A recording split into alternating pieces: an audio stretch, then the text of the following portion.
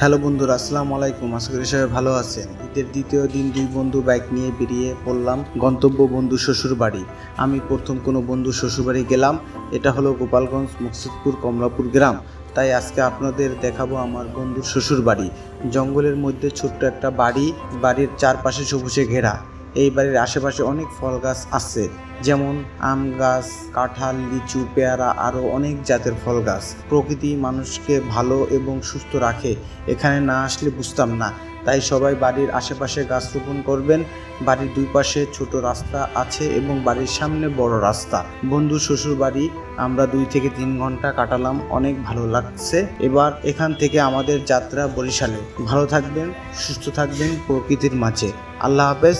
আমাদের খাজুরিয়া বেশি পেজটা ফলো এবং লাইক দিয়ে পাশে থাকবেন।